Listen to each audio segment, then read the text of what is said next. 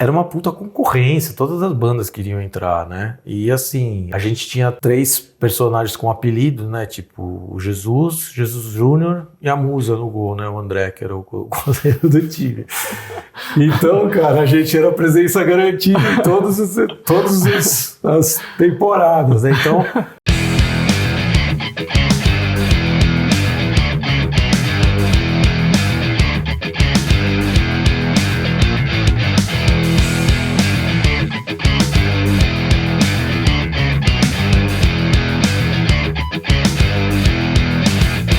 Fala galera, Manuel Dantas aqui com o mago Hugo Mariucci, uma honra enorme, eu que sempre fui fã, agora virei quase amigo. É isso aí.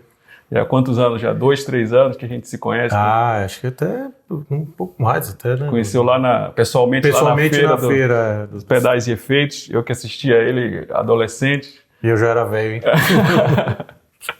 Assistia no Rock Go, nos DVDs do Xamã, e agora está com a carreira solo. E Hugo, estava assistindo sobre o processo de criatividade lá com o Suricato, ele falou uma coisa interessante, que poucos artistas, depois de muitos anos, perdem aquele brilho no olhar e essa chama criativa. Queria saber de você que hoje ainda está compondo, ainda está desenvolvendo um trabalho completamente diferente do que você fazia há anos atrás.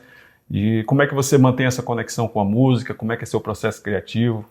Cara, eu sempre consumi muita música, assim, né? Então, acho que desde criança, assim, ouvia muita música. E quando eu comecei a tocar, eu acho que a minha principal causa de eu começar a tocar é porque eu queria fazer música. Assim, obviamente, eu fui um cara, eu estudei técnica, eu estudei tudo, mas assim, o que mais eu gastava tempo, assim, o que mais fazia era tentar fazer música. Isso desde que eu tenho 14 anos, né?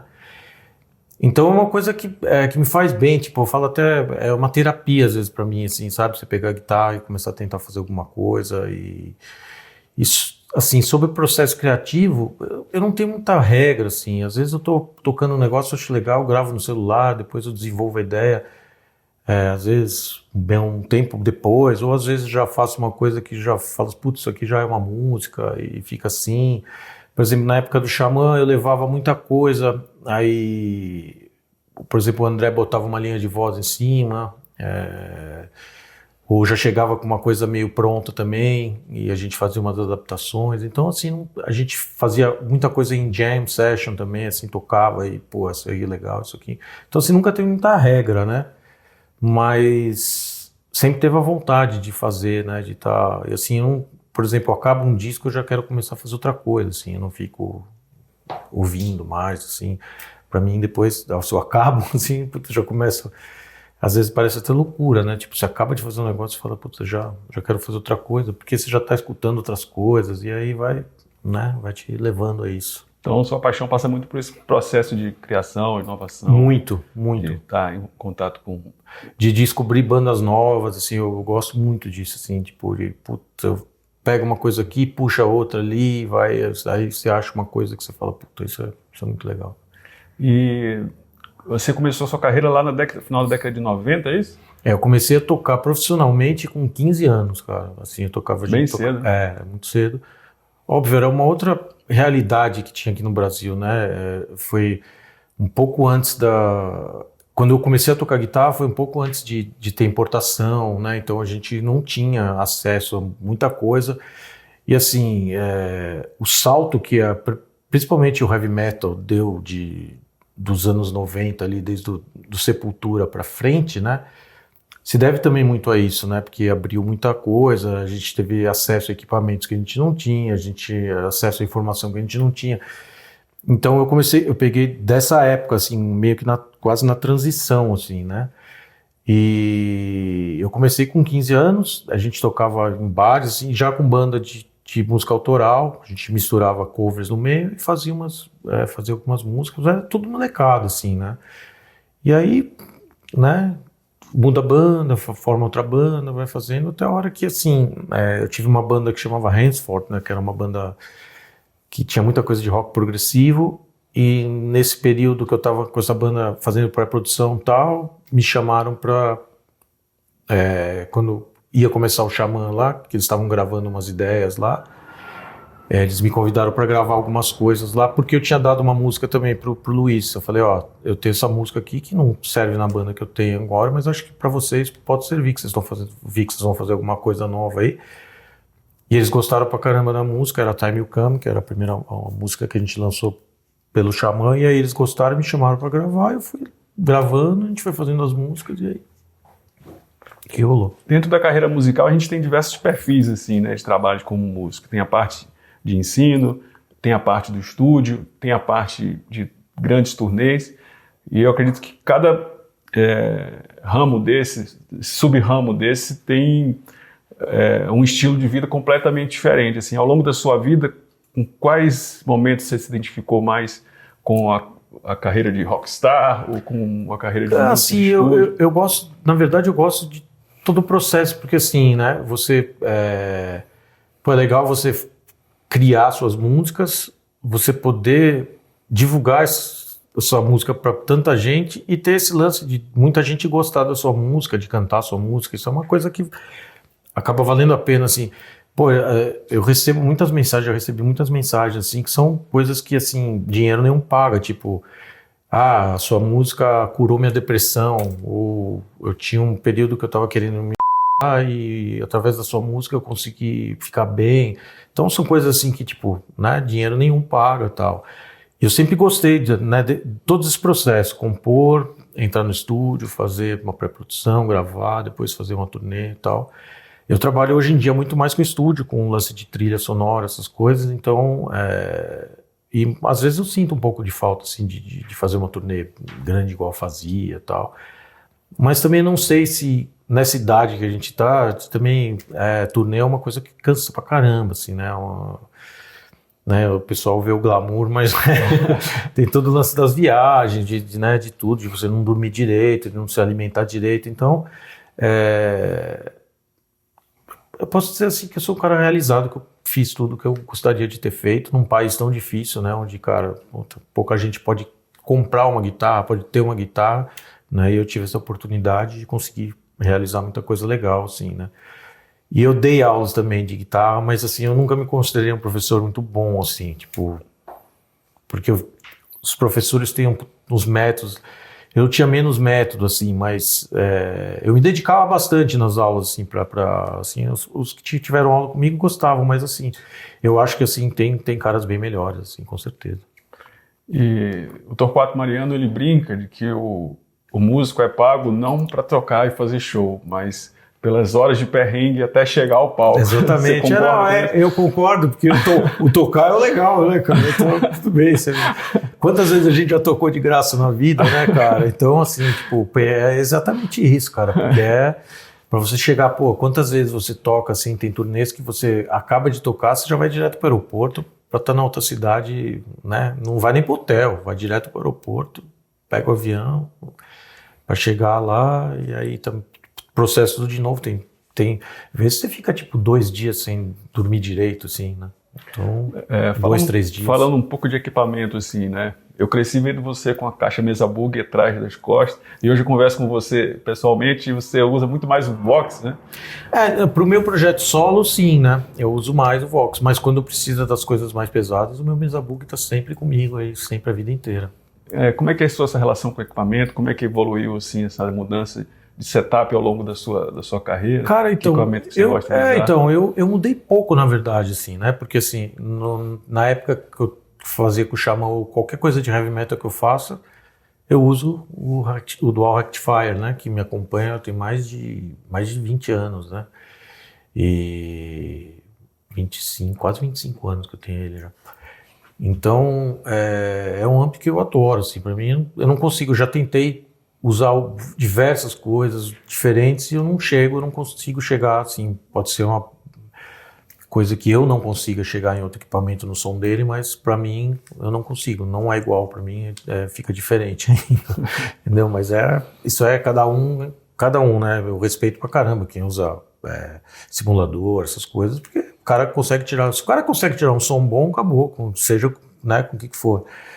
Mas no meu projeto solo, como é uma coisa mais, assim, voltada para música inglesa e tal, o Vox acaba funcionando melhor, assim, né, para algumas coisas. Mas eu uso muita coisa, às vezes, de som limpo do meu Mesa Boogie, entendeu? Então, eu vou misturando. Mas é bem isso, mais o Vox para esse lance da minha carreira solo e o Mesa Boogie para um lance mais porrada. E aí os pedais, né? Eu adoro usar meus pedais ali. Todo mundo fala, não, você tem que comprar um negócio que é tudo junto. Eu falei, cara, não, passei minha vida inteira querendo montar meu setup do jeito que eu quero. Agora que eu tenho, eu quero usar as minhas coisas. Entendeu? Eu vejo o The Edge tocando de simulador, eu fico pensando, né? Se o The Edge, que é o The Edge, tá usando simulador, o que vai sobrar pra gente, né? Ainda tem umas bandas que não usam, né? Eu tava vendo até agora a turnê do Oasis lá, os caras tudo com Hi-Watt, com Vox, com os Marshallplex lá. Então, me deu uma... Falando um pouco sobre guitarra agora, eu sempre vi você também com aquelas Flying V, e você estava comentando que você quebrou, né, o headstock da Gibson, da SG, numa viagem. Quebraram. Como é que era essa sua relação com as guitarras? Qual guitarra que você escolhia para viajar? Como é que era então, essa escolha? Na época do Xamã, eu sempre usava a Fly V, eu levava, era a minha guitarra principal em todos, né? Eu tinha até na época, eu tinha uma outra Fly V de reserva, que era uma Gothic, que inclusive está com o Antônio Araújo, que é do Corses. Ele acabou ficando com essa guitarra, porque eu troquei ela por uma Explorer também, depois acabei trocando a Explorer por uma Firebird. E assim, cara, eu gosto de ficar experimentando. Então, assim, por exemplo, eu peguei essa Firebird que era com P90 para fazer os shows do André, da carreira solo, assim, cara, e me dei super bem, adorei a guitarra, ela tá comigo lá até hoje. Eu peguei uma Cassino uma vez também para fazer algumas coisas, com um Viper na época, e também gostei, ficou legal. Então, assim, eu sou um cara que eu não gosto de ficar muito... sempre na mesma, mas assim, eu já sei que a Flying V vai me entregar aquilo lá. Você já então, conhece, eu já né? sei como é que é, então, e assim, essa guitarra foi um achado, assim, um amigo tava numa loja lá e ele falou pra mim, cara, eu testei todas as guitarras da loja e essa Flying V tem um som impressionante. Daí eu falei, beleza, eu vou aí dar uma olhada nela então, que era uma guitarra que estava encostada, porque a Flying V não é uma guitarra fácil de vender, né, pelo formato, para estudar, então a galera acaba comprando menos. Era uma guitarra que estava lá, ela chegou quando o dólar estava muito baixo, então eu paguei eu paguei o preço de uma Epiphone, uma fone barata, assim, tipo, na época. E, cara, quando eu peguei a guitarra e liguei, eu falei, cara, nossa, essa guitarra. E aí ela tá comigo até hoje também. Quando eu preciso de coisas mais pesadas, assim, eu uso ela, com certeza. E como é que era assim, a manutenção delas na estrada? Você conseguia fazer um show direto com a guitarra só? Precisava trocar entre uma guitarra ou outra? Segurava afinação legal? Não, então eu tenho uma eu sou muito neurótico, eu fico afinando, cada intervalo de música eu ficava afinando. Ela sempre foi uma guitarra muito estável, assim, essa Flying V, né? E o único problema é que eu não podia fazer 2 shows com o mesmo jogo de corda. Que daí, se eu fizesse com 2 shows com o mesmo jogo de corda, na terceira música estourava já ou o Lá ou o Ré da minha guitarra. Que corda que você usava? Elixir. Mas com qualquer corda, não era porque era Elixir. Eu nunca quebrei o Elixir. Não, então, eu usava outras antes de ser patrocinado e era a mesma coisa, assim, minha vida inteira foi assim, se eu tocava 2 shows com a mesma corda, ela estoura, e não, assim, eu toco com 011, que não é fácil de estourar, mas acho que é o jeito que eu aperto aqui, principalmente na Gibson, né, acho que vai desgastando ali e estoura, é sempre o Lá, a maioria das vezes é o Lá que estoura, assim, então era uma coisa que os roads sempre estavam, tem que trocar todo show, tem que trocar corda. E pra gente que é de fora, assim, a gente não conhecia muito o André como pessoa, né? A gente conhecia a figura do artista, aquela pessoa sempre criativa que beirava a genialidade. Como era pra você, assim, a convivência com ele, o processo criativo? Cara, vou te falar que o André era um cara muito diferenciado mesmo, assim, sabe? Era um cara que no meio do ensaio tava todo mundo tocando aquele puta barulho, ninguém entendendo nada, assim, tipo, quem tocou uma quarta aí, tipo... O cara ouvia no meio do guitarra distorcida, baixo distorcido, Hammond, o cara escutava, né? Então, ele era um cara muito diferenciado, eu aprendi muito com ele, assim, muito mesmo, assim, E o André, eu acho que, assim, além de ele era um ótimo, um excelente compositor, Mas tinha uma coisa que ele fazia muito, muito bem, era pegar uma música que você levava e transformar essa música, sabe? Ajeitar de um jeito, ele ajeitava de uma maneira que você falava assim, puta que pariu, cara. Assim, ele, um cara que tinha um feeling pra isso, assim, muito... Lapidar a ideia, né? Cara, era impressionante, assim, cara, era muito legal. E acho que isso fez a gente se dar muito bem nessa parte, porque eu era um cara que gostava de iniciar a ideia e tal, então eu levava as coisas para ele, e aí ele botava a linguagem dele lá, né, a gente sempre trabalhou muito bem junto, assim, né, a gente fez muita coisa junto, tanto que eu fui, acho que o cara que mais ficou tempo, né, junto com o André, assim, fiquei quase 20 anos trabalhando sem parar com ele, né, desde que começou o Xamã. Quando acabou o Xamã, teve a carreira solo, aí teve a turnê do Viper, que ele me chamou para fazer a turnê com o Viper também, aí voltou o Xamã, continuou a banda solo e tal. Então foram quase 20 anos, né, trabalhando junto. E você começou a carreira muito cedo, assim, e até hoje você está com uma produção criativa forte. Assim. Como é que você vê a diferença do mercado nos anos 90, os anos 2000 e hoje? Mudou muito, né? É assim, até falar, porque eu comecei cedo, porque o Luiz começou antes, né? Tocando baixo, e aí quando eu vi que ele comprou baixo, pra mim foi, tipo, não é isso que eu quero da minha vida. Por alguns anos da minha vida eu sonhava ser jogador de futebol e, né, tipo, não, quando eu vi o instrumento, eu falei, não, é isso aí que eu quero, porque eu já era um moleque que ouvia muita música e tal, também por influência dos meus irmãos que levavam os discos pra casa e tal, né? E, cara, eu acho que tudo mudou muito, assim, né? Nos anos 90, você tinha menos, como é que fala? Menos condição de expor seu trabalho, né? Porque você dependia de uma gravadora, né? Não era tão fácil você tinha que chegar com uma demo, cair na mão de um cara que gostava, né? Isso eu acho que não era tão bom, era uma coisa meio fechada, e hoje é o oposto. É muito aberto, todo mundo, né, tem uma democracia. O problema é que o volume de coisa é muito grande, né? Então você... Difícil de destacar nesse o consumo, mar, né? Você não consegue consumir tudo que tem, né? Então, geralmente, muita gente acaba ficando nas coisas que já sabe, né? Então, assim, é um pouco até ilusório, né? Porque, assim... acaba que poucas bandas conseguem se destacar, né, do tamanho do volume. Então acaba sendo meio parecido nesse sentido, né, de bandas que se destacam, né.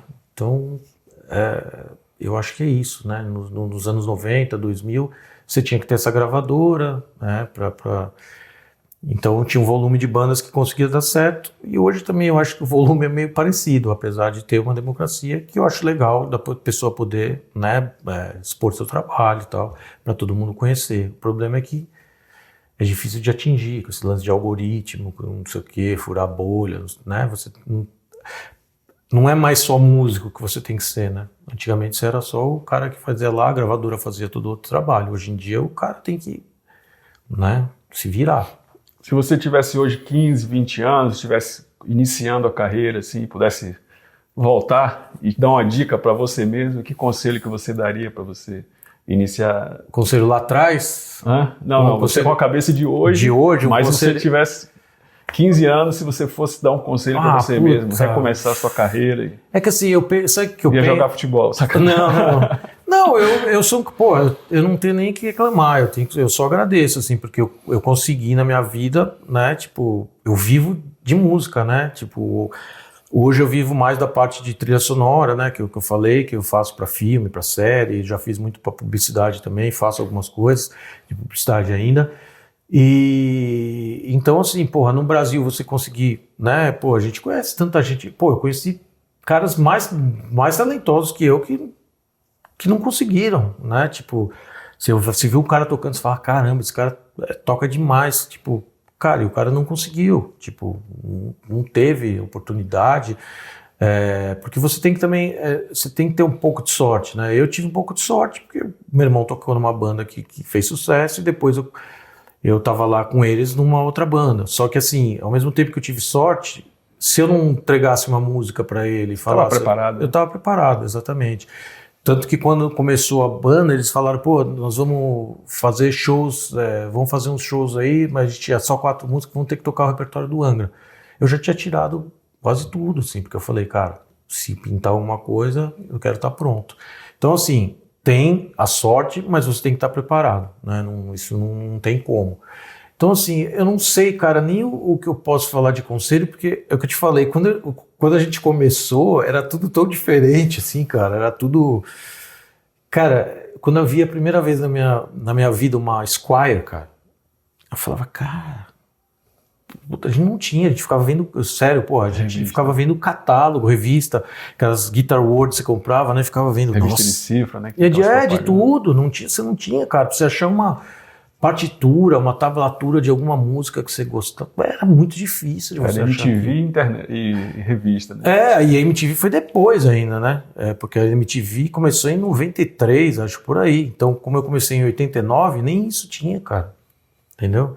Era você pegar um professor que tinha estudado lá fora, tinha o Michel, que era um professor que dava aula, que tinha feito GIT lá fora, e aí ele tinha dado aula para um outro cara, que é o Marcelo Araújo, que foi meu professor, eles tocavam com o meu irmão, e aí, pô, esse cara tem o material do Michel, ele dá aula e tal. Era aqui no Campo Belo, inclusive, também.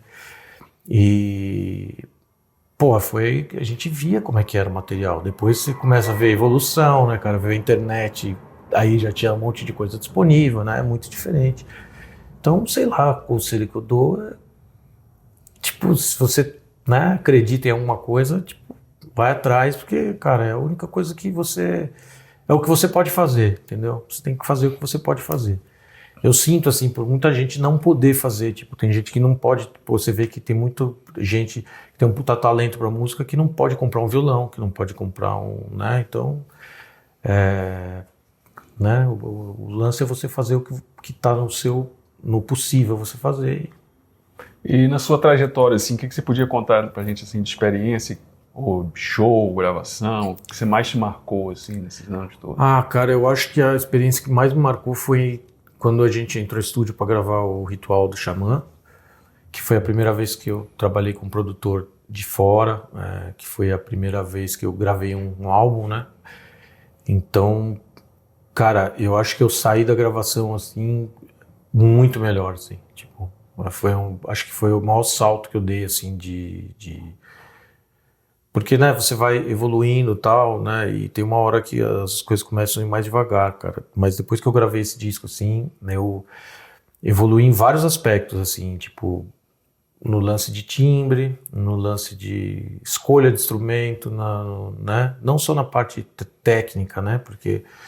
também é uma puta dificuldade você gravar com um cara, né? O cara o Sacha é um guitarrista, né, cara? Então, fiquei meio nervoso e tal, mas assim, foi super bem, foi super rápido a gravação, tava preparado para gravar, mas assim, eu aprendi muita coisa de fora a técnica, né? Tipo, então, assim, eu acho que eu saí de lá como um músico muito melhor, assim, foi acho que a vez que eu mais evoluí, assim. Acho. Sacha foi que fez o Rhapsody, isso, o próprio Angra também. Fez o Angra, ele fez tudo, o Fala Avantasia, ele toca também.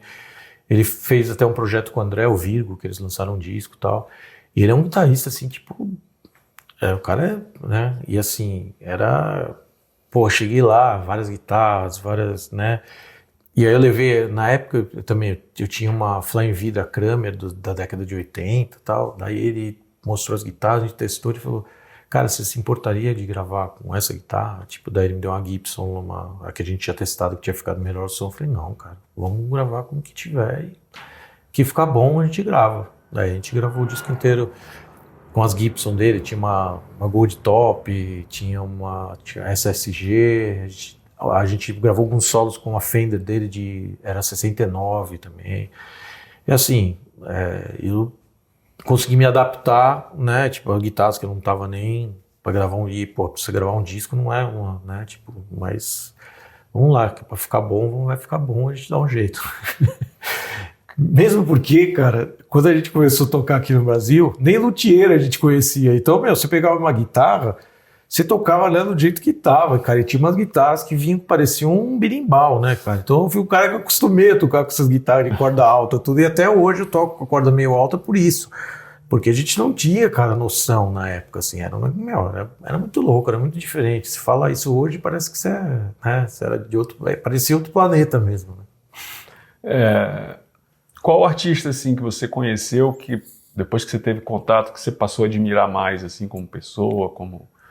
O Sacha foi um deles, né? O Roy Z, que tocou com o Bruce Dickinson também, puta cara. E o Rob Halford, cara, o Rob Halford, puto Dio também, puta, cunça. Mas assim, geralmente esses caras muito grandes, os caras, pô, o Rob Halford a gente passou uma tarde inteira na França lá, tinha uma entrevista que ia ser capa o André e o Rob Halford, né, era o Xamã e tava lançando o disco e tal, e a gente foi fazer essa entrevista lá, e a gente passou a tarde inteira, o cara super, puta, o cara é um lord, assim, né. O Dio também, a gente foi jantar com ele no México também, puta, cara, assim, espetacular. Aí você fala assim, puta, você vê tanto cara muito menor, né, cara, que não dá nem pra você dar oi com o cara, né, já tira uma onda. Já tira uma onda, você fala, puta que pariu, você tá, cara, dois caras, né, tipo, que são, sei lá, os reis aí né, que fizeram isso tudo acontecer e tal, são caras tão legais, assim, você tem porquê, né, de você virar a cara pra alguém ou ser mal educado. Eu nunca fui assim. E você estava falando de equipamento, você sente falta de tocar com amp alto, aquela 4 de 12 atrás quicando? Você falou muito dessa experiência com a Mesa Bug. Por incrível que pareça, eu sou um cara que não toca muito alto, tá? Eu sou um guitarrista que toco relativamente, para o guitarrista até que é baixo. Não é baixo, é normal, vai. E assim, eu gosto de uma caixa no chão, assim. Quando tem uma no alto, assim, me dá meio nervoso. Mas hoje em dia, como eu toco com fone, então tá tudo certo. Mas geralmente eu tocava com uma do lado da outra, assim. Eu gostava por causa do grave e tal, eu gostava que... E como a gente era uma guitarra só no Xamã, né, eu queria que preenchesse, tivesse esse grave e tal, então pra mim eu conseguia ter uma referência mais legal, assim, né. Mas é isso, assim... E os meus pedaizinhos, cara, tem que ter meus pedais ali, senão... Inclusive os seus pedais. É verdade, isso que eu ia perguntar agora. Quais pedais de tonique que você usa, que você gosta? Eu uso o Fuzz, né, é o Facebreaker, né? Eu uso muito ele. No meu disco solo agora eu usei pra caramba ele. Muito solo, muita coisa eu fiz com ele, assim mesmo. Algumas bases, assim. E o Brit, né? O Red Britton. Red Britton. Engraçado que eu achei que você fosse gostar mais do Raven. Também, então eu não peguei esse, né? Mas eu adorei o Roten. Esse aí eu adorei, cara. É muito bom. Inclusive, o baixista que toca comigo nos shows solos, eu sempre levo pra ele sempre usa ele no baixo. Fica legal pra caramba. Fica muito bom. Bacana. E hoje em dia, assim, o que te chama a atenção num pedal novo, assim? É o timbre, versatilidade, simplicidade? O que você busca no equipamento, assim? Eu acho o que me interessa, assim, é ver os sons que você pode criar, assim. Puta, tem coisas que eu olho, assim, você fala assim, pode ser que eu nunca use isso, mas, puta, isso é muito legal, cara. Tem um pedal puta, que eu não vou lembrar agora a empresa, que é... Bom, o Cosmo alguma coisa, não sei o nome do pedal lá. E... Puta, eu achei, assim, tem os sons... Porque, assim, cara, hoje em dia a gente tem tudo, né? Tudo, né? Então... E assim, pô, o Brasil, né, hoje em dia produz pedais sensacionais, né, cara? Assim, tem muita coisa legal. Muita empresa boa, muito pedal bom, que a gente também não tinha isso um tempo atrás, né? Sei lá, na década, quando eu comecei a tocar, meu sonho, se você tivesse um Boss, daí veio a Oliver, né? Que era que simulava os pedais da Boss, mas não era a mesma coisa, né? Então, pô, quando você conseguia comprar um Boss naquela época, você falava, nossa, cara, tem um Boss, ó. Era assim, né? E assim, hoje em dia tem muita coisa legal, assim. E o que eu gosto, assim, tipo... Interessante, pô, esse pedal faz uma coisa que aquele outro lá não pode fazer, mas, por exemplo, também versatilidade, né, o fuzz, por exemplo, porra, ali você tem possibilidades imensas de fuzz, assim, né, eu tenho um Big Muff em casa, mas eu prefiro levar o Facebreaker, por quê? Porque você pode, né, você tem outras configurações lá que você pode usar nele, assim, você tem mais possibilidades de timbre, isso eu acho uma coisa muito legal no pedal, assim, de você ter também esse lance, sabe?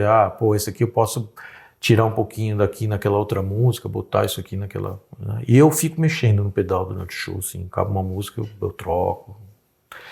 Eu gosto dessas coisas, assim. Eu tava vendo uma entrevista esses dias do, acho que é Jerry Cantrell, né? Do Alice in Chains. E ele falando que numa passagem de show, de som lá do show, o Van Halen pegou a guitarra dele, né? Ele tava lá na plateia, lá na técnica, o Van Halen pegou a guitarra dele, começou a tocar, e o Van Halen soou como o Van Halen no equipamento mão, dele. Né? Assim. Como é que você enxerga, assim, esse papel do equipamento, da mão do guitarrista? Como é que é a sua experiência? Cara, assim, óbvio que você vai ter que querer tocar com o melhor equipamento que soe melhor na sua mão, mas, cara, tem coisa, é isso, né? Tem coisas, por exemplo, se você der qualquer guitarra pro Zakk Wylde, pro Van Halen, né? O cara vai soar com aquele som, porque muita coisa é da mão, né, cara? Cara, a gente vê, porque assim, tem muitas vezes, algumas épocas da vida que a gente não podia levar o equipamento, entendeu? Então eu tocava com outro ampli, mas soava como parecido, sabe? Porque é o jeito que você toca, né? A maneira que você toca. Então, sim, o Van Halen vai pegar uma guitarra, quando ele pegava, tocar, é o Van Halen, cara. Você vai ouvir. É o jeito que ele toca, o tipo da paretada, o tipo da mão, como ele segura a corda. Então, né? Eu acho que cada detalhezinho desse que faz. Mas é como eu te falei, óbvio, você vai querer buscar o que é o melhor, que você sabe, você fala assim, tá bom, mas eu acho que pode ser melhor, né? Você vai buscar isso. Mas, cara, eu acho que hoje em dia, com o nível de conhecimento que todo mundo tem, hoje você ter uma guitarra barata não significa que você vai tirar um som ruim de jeito nenhum. E quando você vai compor o seu board, assim, quando você vai escolher um drive nacional como é o meu, ou de alguma outra marca, assim, você acha que você tem um controlador Saturno também? Né? Tem o controlador Saturno. O Thiago até mandou um abraço pra você. O Thiago me salva de várias, cara. Puta, os tiozão, né, olhando a Saturno. Ô, Thiago, como é que eu faço isso aqui? Eu ligo várias vezes pra ele. Ele é super paciente. Pra caramba, me explica tudo, cara. Não, faz isso. Pô, cara, e tem muita coisa naquela pedaleira, né? Tipo, pô, quando eu peguei, eu falei, cara, é impressionante, assim, tipo... A quantidade de recursos. De recursos que dá pra você fazer com ela, cara. É muita coisa, assim. É muito bom. E o que você pensa, assim, na hora de montar o seu setup? Como é que você monta o setup de casa? Como é que você monta o seu setup de show? Cara, eu vou te falar que setup de casa é o mesmo, assim, eu não, em casa, assim, eu uso o que eu uso no show, né? Liga o board com amp? Às vezes eu ligo o board com amp, ou eu tenho um Dream da Universal Audio, eu ligo nele, né, o board nele. Quando eu vou, eu só preciso de tal pedal, daí eu até pego um pedalzinho lá em casa, que tá separado, que não tá no board, que eu tenho algumas coisas que não ponho tudo, né? Geralmente o que eu escolho, cara, é o que vai me cobrir de todos os lados ali, né? Sendo um show de metal, sendo um show da minha banda solo. Então eu já deixo meio que os dois ali, tudo montado ali, cara. Aí faço, né, na Saturno, faço os programas para cada show, mas ali eu sei que eu tenho tudo, entendeu? Sei tudo que eu preciso tá ali, assim, tudo que eu vou usar vai estar ali. E plugin, essa coisa, algum simulador além do Universal? Eu uso, cara. Quando eu fui gravar o último disco do Xamã, eu tava conversando com o Sacha, ele falou assim, cara, se você for gravar num estúdio que não tem uma sala tão boa, faz o seguinte, ele me sugeriu comprar aquele Torpedo. Ele é só um simulador, né? Mas ele é só de caixa, né? Esse daí que eu tenho. Então o que eu faço?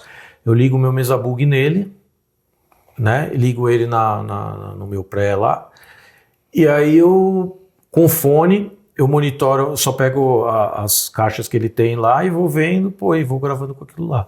Entendeu? Então, assim, muito uso assim. Com o Vox eu fiz um esquema parecido também, que o Vox não tinha essa possibilidade, porque ele já tem o falante... Esse torpedo tem atenuador ou não? Tem, né? Tem também o atenuador. Então um load box com IR, né? É a sua estratégia para poder contornar essas questões de microfonação. Exatamente.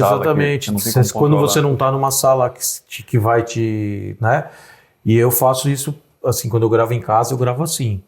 Mas assim, por exemplo, para trilha de algumas coisas que não é um som de guitarra que é o que manda ali, eu uso também. Ele tem essa empresa ele disponibiliza um software de simulador lá que chama Genome, também essa empresa do Torpedo lá, que você também pode baixar.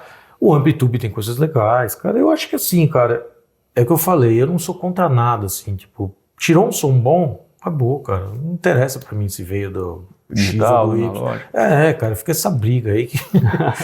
Se o cara perguntar o que eu prefiro, eu te falo o que eu prefiro, mas assim, sou eu, né? Outra pessoa prefere outra coisa e tá tudo certo. O importante é que aquilo ajude no processo criativo. Exatamente, exatamente. Se o cara se sente mais que a música confortável. flua. Porque assim, eu acho mais difícil você pegar um neural, né? Aquele. Corte. E ficar procurando ali, tipo, as coisas. Sabe? Eu acho mais difícil, acho mais fácil chegar, ligar no meu pedal, já sei, isso aqui faz isso aqui faz isso, e vambora. Eu acho mais fácil porque eu cresci fazendo isso, né? Então é mais fácil para mim.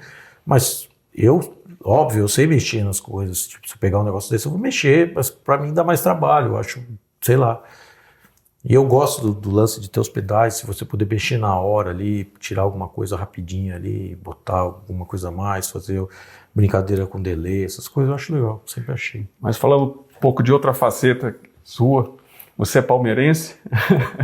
Acho que quando a gente se encontrou a primeira vez, você estava até com a camisa do Palmeiras, você ou seu filho. Meu filho, meu filho. E eu tenho visto recentemente muitos memes do Rock Go, né? A gente estava rindo aqui, você contando as histórias. Você podia falar um pouco dessa experiência do Rock Go? Cara, aquilo foi uma época de ouro, assim, eu acho que para todo mundo, porque assim, a MTV foi muito importante para música aqui no Brasil, né? Para as bandas de rock, principalmente, cara. É um espaço que eu sinto muita falta, assim. A gente tinha porque assim, ela pegava um público muito grande, público às vezes que você do heavy metal não conseguia pegar, então, tipo, abria muito assim, né? E o lance do Rock Go, cara, era uma coisa sensacional, cara. A gente ia uma semana, o campeonato era disputado numa semana, e daí eles iam passando por, né? E, cara, era uma puta concorrência, todas as bandas queriam entrar, né? E assim, a gente tinha 3 personagens com apelido, né? Tipo o Jesus Júnior e a Musa no gol, né? O André, que era o goleiro do time. Então, cara, a gente era presença garantida em todas as temporadas, né? Então, acho que desde a gente disputou o primeiro, foi um que teve na praia, que foi o único que teve. A gente já disputou esse daí da praia. E depois desse da praia... Chegou a ser campeão com o Rock Go? Fomos campeão. Quantas vezes? Eu fui campeão uma vez, pro terceiro a gente foi umas 3 vezes, terceiro, assim, tipo... Acho que chegou a época que era um dos programas mais... Cara, audiência, não sucesso. Cara, né? eu falo, muita gente não conhecia a banda que eu tocava, mas me conhecia do Rock Go, cara. Eu ia no mercado, os caras, Jesus Júnior e tal. E tipo, o cara nem sabia onde eu tocava, tipo... Então, assim, realizou 2 sonhos. Então, cara, porque era meio... Porra, e aí os caras vão lá, né, transmitindo o jogo, com narração, uniforme... Pô, os caras queriam se matar lá dentro do campo, que todo mundo queria ganhar. Os caras falavam, não liga nada. Tipo, os caras ficavam putos, perdia, ficava bravo, cara. Mas era, puta, cara, era uma época assim, cara, puta, era muito bom, cara. Os dois o Paulo e o Marco, os caras sensacionais. Puta, cara, era muito bom, cara. Eu lembro que quando a gente foi pra final, olha isso, a gente foi num bar, a banda inteira... E o fã-clube também, eles marcaram, falou, pô, vocês vão? Né? Aí a gente foi lá, porque ninguém sabia quem tinha ganhado, a gente não podia falar até acabar, então ninguém sabia quem era o campeão. Daí a gente foi assistir a final junto com os fãs da banda, assim, num bar e tal, foi, legal pra caramba, né? Ganhamos, os caras comemorando, né? Porque ele não vazava, cara, ninguém podia falar, cara, falou, não pode falar quem ganhou, cara. E como é que era isso? Era a gravadora que levava vocês pra lá? Era a MTV? Como é que funcionava isso? Cara, era... Assim, eu não sei como começou. Era uma forma de promover a banda? Uma coisa era essa, né? Uma forma de promover a banda. Porra, você ficava lá quantos meses falando lá, Xamã, não sei o quê, entendeu? Mas era por isso também, né? Quanto mais a banda tinha caras que os narradores podiam explorar, né? Pô, você acha que ia ter um Rock Go sem o Clapton? Não ia, cara. Mas, pô, o Clapton não pode voltar ao Rock Go, cara. Entendeu? Então, assim, era... Ele nem chama Clapton. Não chama Clapton, mas o cara falou que estava escrito meio errado lá e virou Clapton. Pô, virou DJ Clapton, cara. Então, foi uma coisa assim, as gravadoras queriam, óbvio, que as bandas fossem, né? Então, é o que eu te falei, era uma puta competição. E, pô, desde o primeiro, assim, a gente, né, criou uma amizade com o pessoal de lá da MTV também, e aí, cara, chama eles, o Xamã tem que vir, o Musa, o o Jesus, os caras têm que jogar.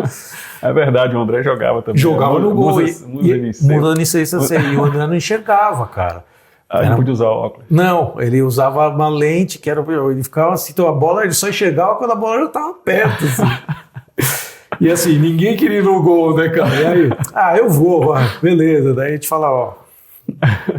Fazer uma defesa boa aqui, porque o André só vai enxergar quando a bola estiver chegando perto.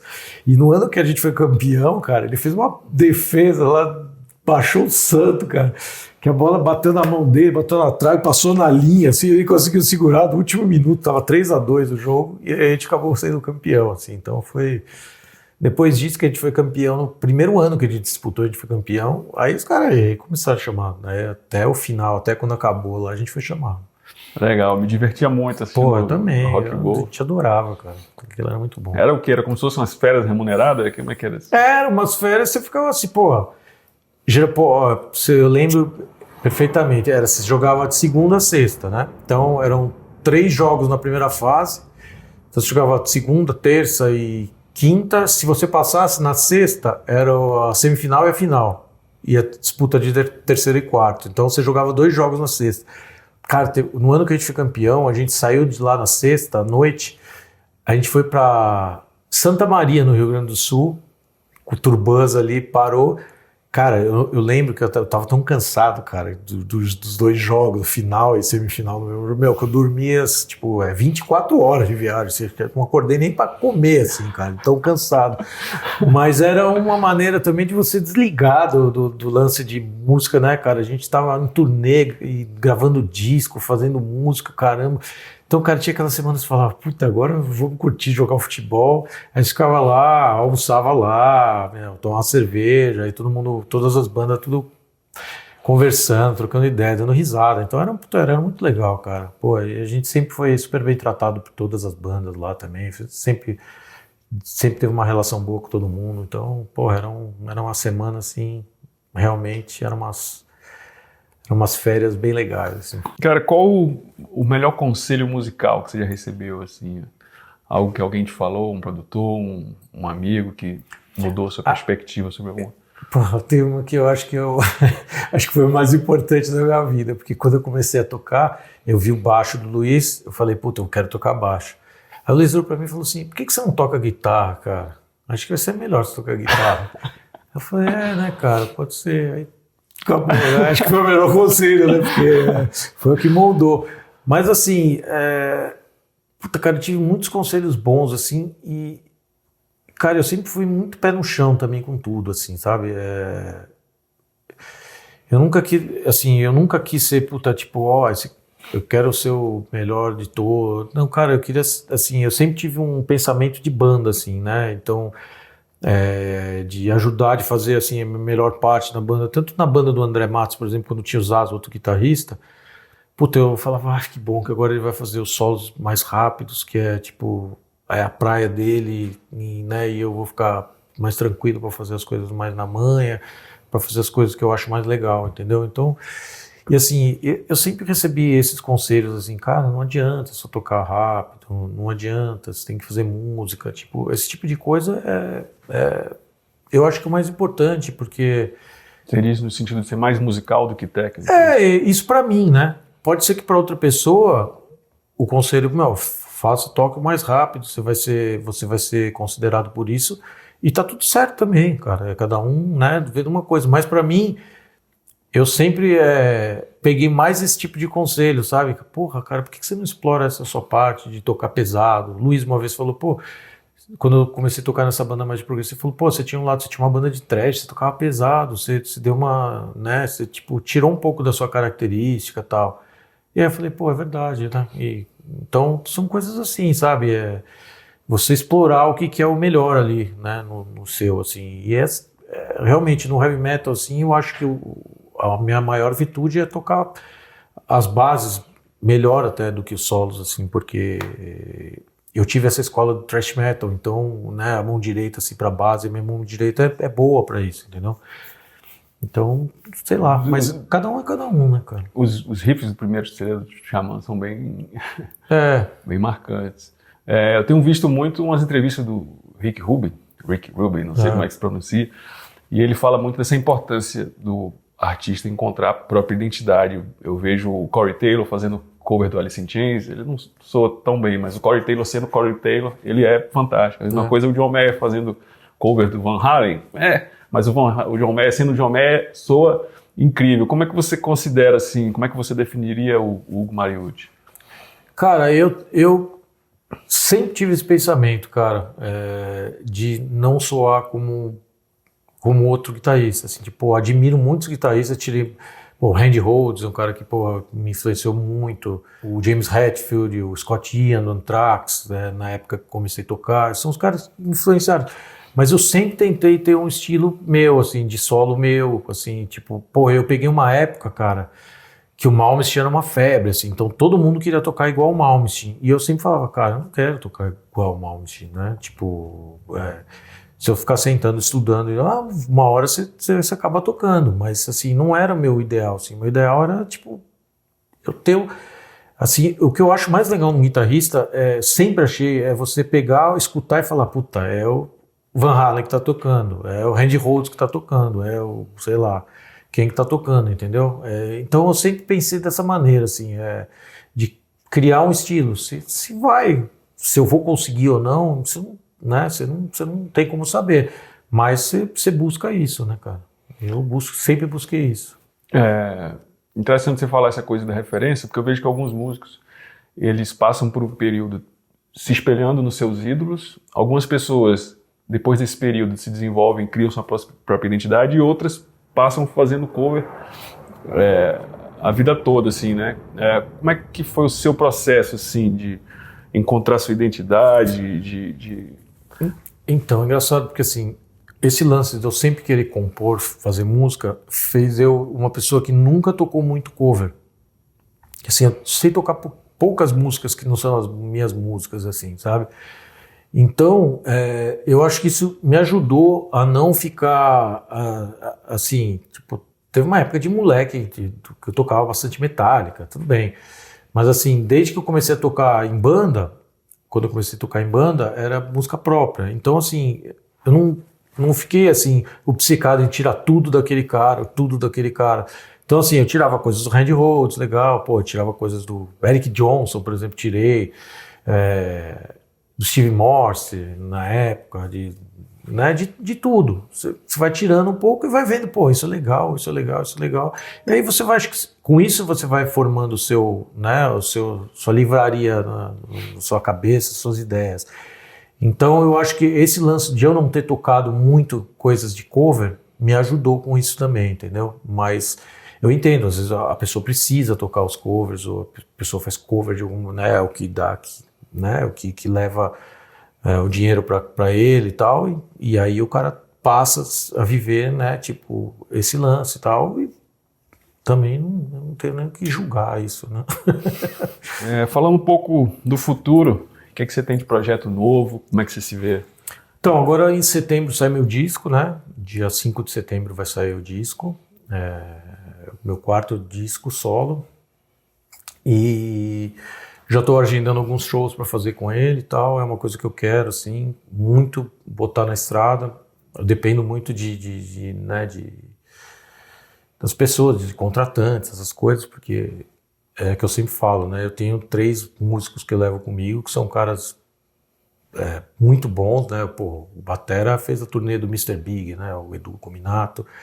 O Lucas Bittencourt é um guitarrista que muita gente conhece. Maravilhoso. Muito bom. O Flávio também, Marquezin, que é o baixista, é o cara que tá aí anos e anos, pianista, canta, toca, cara bom pra caramba. Então, assim, eu não levo a banda pra falar, vamos aí na brodagem. Os caras iriam uma boa, porque os caras são gente boa, a gente tá super bem. Mas não, cara, eu faço questão de pagar cachê bom pros caras, entendeu? Mesmo que eu fique algumas vezes sem receber alguma coisa pra mostrar o som pras pessoas mesmo, né? Então eu tô marcando algumas coisas aí, tá rolando aí, esse ano tá sendo mais legal, vai ter mais coisa, o lançamento do disco também vai ajudar, então meu projeto agora é fazer alguns shows aí, depois do lançamento desse disco, e continuar fazendo as trilhas, né? Eu faço muito durante a semana, assim, eu faço muita coisa, então... O que você tem ouvido recentemente, assim? O que está servindo de inspiração para você, para esses trabalhos? Cara, eu gosto muito de uma banda que chama Fontaines DC, é uma banda irlandesa. Puta, eu gosto, os timbres de guitarra são muito legais, assim, eu acho a voz do cara muito boa. É uma banda, não sei nem estilo, hoje todo mundo fala indie, né, mas tem uma banda que eu acho muito boa também que chama Wolf Alice, que tem uma cantora que, cara, é impressionante, assim, que ela canta, assim, em estúdio, ao vivo, é incrível. Gosto muito de um cara que chama Tamino, ele é um filho de um egípcio, ele mora na Bélgica, e as músicas dele tem esse lance meio com essas influências de música oriental, assim, mas, cara, ele canta pra caramba também, mas nenhuma delas tem nenhum guitarrista virtuoso, assim, então são bandas que eu gosto de banda assim, tipo, se tem solo legal, eu gosto de solos, mas se não tiver também, pra mim não tem a menor diferença. Música boa é música boa, né, cara? É isso. Assim, as que me vêm na cabeça, assim, são essas daí. Teve algum momento que você pensou em desistir da música, assim, como carreira profissional?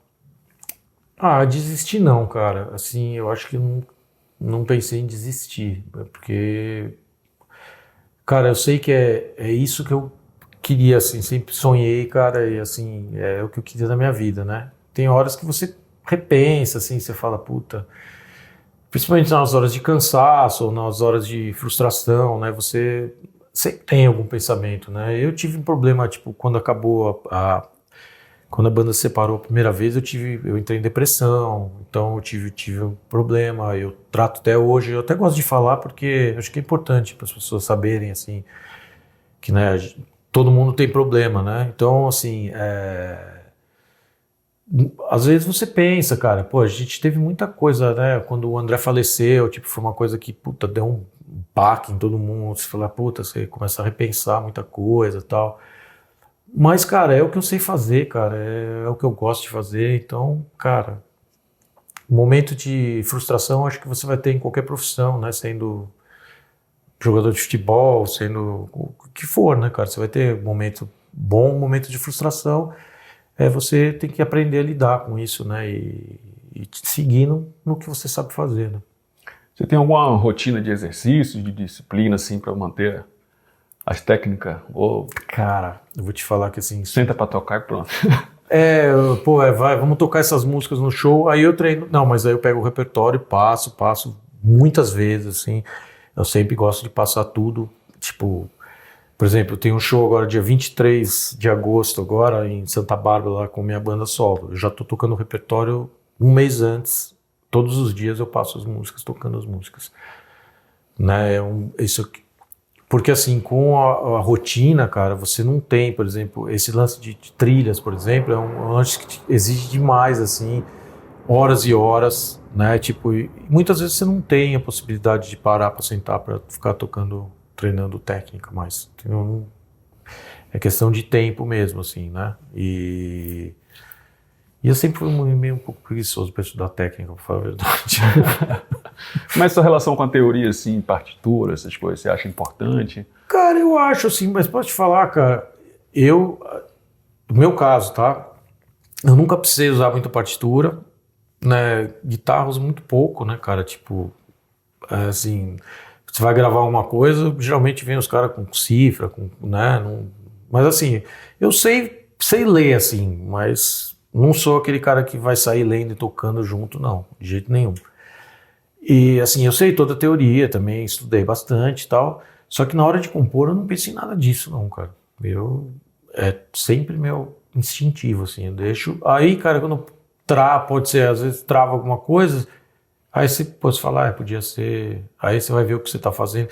Cara, tanto é que tem coisas que às vezes os caras perguntam, mas o que você tocou ali? Eu falei, cara, já não lembro mais, porque não é uma coisa que eu escrevi, entendeu? Tipo, eu fui tocando e é aquilo ali, entendeu? Eu fui criando. O processo de composição é mais na base do improviso. Total. Não paro, de verdade, assim.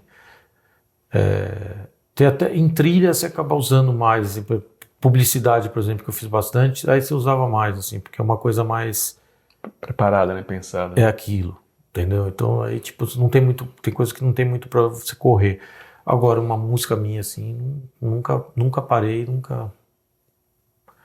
E é muito bom, porque às vezes você vê as análises, assim, tem gente que analisa a música e começa a falar, não, ele pensou nessa nota aqui porque faz parte do... Posso ter pensado, mas não foi... Soou bem, né? Não, pode ser que eu tenha pensado, né, tipo, pode estar lá no meu subconsciente, mas, cara, se você pergunta a verdade pra mim, eu não pensei nada, cara. Eu fiz ali o que eu achei que funcionou e tá tudo... É isso, né? Você falou do Felipe Vassão, encontrei com ele lá no Hacktown. Como é que foi sua experiência? Cara, o Felipe Vassão foi um dos caras que mais me ensinou sobre música geral, assim, sabe? Cara, o Filipão, que eu chamo ele, né? Que a gente chama ele, né? Eu chamo até hoje. Eu falei com ele ontem, inclusive. É um produtor, cara, que assim, ele ouve uma coisa, uma música, ele já sabe tudo que tá acontecendo, assim, coisa que você demora pra ouvir, assim, ele já na hora fala, você viu que tá rolando isso ali, isso ali. Então, assim, nessa parte de produção musical, assim, eu aprendi, nossa, foi muito mesmo, assim, cara. O Felipão é um cara que é extremamente acima da média, assim, cara. Ele é muito, é impressionante, assim, cara, é impressionante mesmo, assim. E com tudo, então, tipo... Eu aprendi muito de fazer beat de hip hop, com ele, assim, cara. Me dava umas dicas, falava, ó, aqui você faz aqui, atrás esse bumbo, atrás.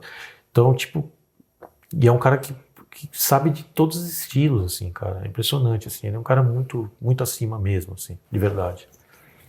Eu acompanho um pouco o trabalho dele, estava ouvindo o CD do JP, né? Que ganhou o Grammy recentemente. Muito bom, muito bom. E ele, o legal é que muitas das coisas que ele produz, quem mixa é o João Millier. O João Millier foi guitarrista da última época da banda do André Matos, a gente tocou junto, que é o João Millier também é um cara fora, assim, de mixagem, assim, é o top hoje em dia aqui do Brasil, né? Ganhou vários Grammys também. E eu tive a honra de ter ele me ajudando aí no último disco. Eu passei no estúdio lá, levei as coisas lá, a gente passou nos equipamentos dele lá, então... Bom estar cercado dessas pessoas, né, cara? E assim, foram anos, tava o Filipão, eu fiquei uns 10 anos trabalhando com ele. Então, tipo, o que eu aprendi nesses 10 anos com ele. Teve um outro também que me ensinou muito lá também. Eu aprendo vendo Reels, imagino 10 anos com o cara. Exatamente. Ele também tinha o Felipe Derado também, que foi um cara que me ajudou bastante também lá nessa parte de produção na época que eu entrei para começar a fazer trilha, assim, que, tipo, tinha experiência... Ele faz muito jingle também, né? Quem? Felipe. Fez muito. Então, a gente fez muita coisa, tipo, né? E ele, ele me ensinou, que eles me ensinaram, esses dois aí, cara. Agradecer só, né, por ter tanta gente talentosa aí do meu lado. Isso é legal, cara. Eu sou um cara que tive a oportunidade de trabalhar com muita gente boa, assim, só gente boa, assim. Acho que eu nunca peguei um profissional que falava, nossa, cara, não. Só com gente boa mesmo.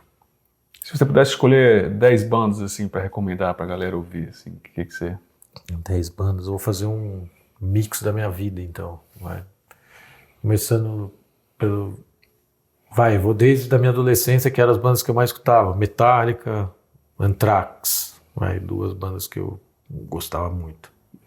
O Exodus também, que são 3 bandas que eu ouvia muito nessa época. Marillion é uma banda que eu ouvi muito. Yes é uma banda que eu ouvi muito. Radiohead. O Fontaines DC é uma que eu boto aí, eu já falei quantas? 3? Acho que 6, né? 6 ou 7. Eu falei as 3 de Thrash. Marillion, Yes, Radiohead, Fontaines. Beatles, né? Obrigatório. Cara, é uma banda que eu gosto muito. O Oasis eu gosto muito, eu acho muito boa. A carreira solo deles também eu acho muito boa. E uma bem nova, Cara, os 3 últimos discos eu acho muito bom, do Arctic Monkeys eu acho muito bom. Mas tem o Smiths também. Então, o Smiths. Tem mais, né? Tem New Order, tem um monte. Como é que você considera... Eu vejo que teve uma certa mudança, assim, de algumas bandas depois da convivência com alguns produtores, engenheiros de som. A gente vê muito a diferença muito de evolução do Pink Floyd, por exemplo, dos Beatles, né? Que você vê o Beatles no início da carreira, no final da carreira, apesar de ter sido uma carreira curta, enfim. Um certo amadurecimento até, né? Falando assim, como é que você vê a importância do produtor musical no processo criativo? Cara, assim, puta, cara. Por exemplo, eu vou te falar, tem bandas que eu ouço hoje em dia e falo assim, puta, foi o James Ford que produziu. Porque você já pega, foi o Nigel Godrich, que é um cara que eu gosto também. E, cara, você escuta aquilo e fala, cara, foi o Nigel... E bandas assim, o Nigel Godrich, por exemplo, ele produziu o Radiohead, e ele produziu uma banda que chama Idols, que é uma banda meio punk, assim, tipo, uma banda de rock alternativo, assim, bem... Mas eu ouvi, quando eu ouvi, eu não sabia que ele tinha produzido, mas quando eu ouvi os timbres do teclado, do piano, eu falei, cara, só pode ser o Nigel Godrich. Eu fui olhar na ficha, não deu outra. O James Ford também é um cara, ele faz o Arctic Monkeys. E também, quando o Fontaines DC lançou uma música nova, eu nem sabia. Eu ouvi e falei assim, cara, foi o James Ford que produziu isso, com certeza. Aí eu fui ver, era o James Ford que tinha produzido. Então, assim, eu acho que o produtor faz muita diferença, assim, cara. Pode fazer pro bem ou pro mal, mas geralmente é pro bem, né, cara? Porque ele vai estar alinhado com a banda. Que tem bandas que acabam brigando porque não era aquilo que queria depois, mas assim, eu acho que a função do produtor é muito importante, assim, cara. E eu sinto, uma das coisas que na minha carreira solo que eu sinto falta é de ter um orçamento para pegar um produtor para fazer o disco comigo, assim, tipo, eu acabo fazendo porque é um trabalho independente, né, e aí eu faço pela experiência e tal, mas assim, eu tenho certeza que se eu pegasse um cara, o cara ia me ajudar muito, assim, em muitas coisas, assim. Uma coisa que eu sinto falta, realmente. Você acha que nessa mudança, assim, do mundo das gravadoras para as redes sociais e os Spotify da vida, essa é uma perda grande, assim, na qualidade artística, assim, desse processo de criação? De não ter essa falta de estrutura também tira um pouco... cara, assim, eu acho que até eu não sei se tirar qualidade, tá? Porque assim, hoje em dia você tem a condição de gravar um disco bem gravado em casa. Digo do ponto de vista criativo, assim, de orientação de ideias, né, sim, de linhas isso faz falta, com certeza. Eu acho, assim, sendo sincero, eu adoraria ter assim, tipo, eu faço, como eu te disse, eu faço porque eu tenho experiência, eu sei como é que funciona muitas coisas. Mas assim, cara, você tem um cara de fora que você confia, né, te mostrando uma outra ideia ali, você pode não acatar a ideia. Tem muita coisa que o produtor fala que às vezes você fala assim, puta, mas tava melhor antes. E tá tudo certo, o trabalho do produtor é esse, ele vai te indicar, né, o Sacha fazia muito isso, cara. O Sacha entrava na sala e ficava com a guitarra, assim, a gente começava a tocar, aí de repente fazia um negócio, pô, vocês acham isso legal? Pô, isso é demais, vamos usar isso. Fazer outra coisa, isso...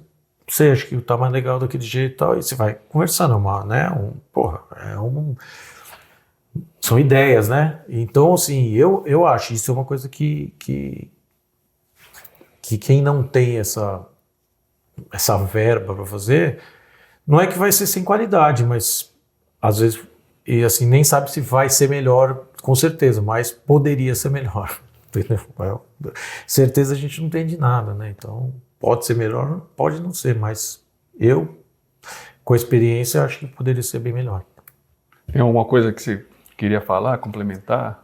Cara, eu não sei, tem tanta coisa acontecendo, né, cara? Inteligência artificial, esse tipo de coisa, né? O que você acha desse processo da entrada da artificial na música, na arte? Cara, eu acho assim, cara, é que eu tava vendo, né, cara? Até eu vi um post do Suricato falando o lance dos caras que agora de gravadora que são... mestres do prompt. O cara monta um prompt para a inteligência artificial dar uma música pro cara e o cara chama um artista que já tem um nome para gravar e os caras vão enriquecer. Cara, já o disco vai ter que vir assim 100% humano, tipo, né, orgânico. Quando sem você vai glúten, comprar né? você vai 100% humano, né, cara? Tipo, foi a gente que fez aí, cara, porque realmente, né, cara? E assim, ferramentas sempre são bem-vindas, cara, mas assim, é que existe um limite, assim, cara. sei lá, eu não acho muito ético isso, sei lá, tipo, verdadeiro, na verdade. Não é nem ético, mas verdadeiro. Sei lá, você escrever um negócio e mandar a inteligência artificial fazer um negócio pra você, é o que eles falaram, um corredor dopado, né, cara? Tipo, o cara tá ganhando dos outros porque ele tomou alguma coisa, né? Então, sei lá, mas é difícil, cara. Eu não gosto, assim, eu sou um cara que não gosta muito de julgar as coisas, sabe? Eu acho que cada um faz, né? Mas assim, se você for perguntar pra mim o que eu prefiro, cara, eu prefiro que uma pessoa que, né? Eu gosto os meus ídolos são meus ídolos porque os caras expõem aquela coisa que você gosta de ouvir, que você, né? Que você se identifica, e tal. Não sei, né? Pode ser que chegue um momento aí que a inteligência artificial, sei lá, né?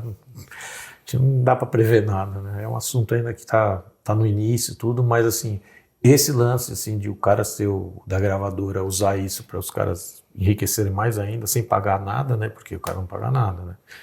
Tipo, então é só mais uma coisa que eles enriquecem, né, cara? Eles já enriqueceram muito na época que vendia disco, depois eles começaram, nessa parte que parou de vender disco, muitas gravadoras começaram a pegar parte do cachê dos artistas nas turnês, e agora tem mais essa aí, né? Então, sei lá, deixo para as pessoas pensarem sobre isso. Beleza, cara, muito obrigado por ter vindo. Eu que agradeço, pô, obrigado, foi demais, muito Quem bom. não sabe, estamos aqui num sábado de manhã, saiu de casa para vir aqui gravar com a gente. Um prazer, pô. Estamos falando aí mais de uma semana para marcar esse encontro, marcamos, desmarcamos, remarcamos, mas... Tá aí. Com bela mesa burger aqui atrás, olha lá. Energia boa aqui. Até desligado. Já vem do óleo, vem tudo junto, marcha, vem tudo junto pra cá. Uma bênção magnética. Exatamente. E é isso aí. Obrigado aí pela audiência de vocês.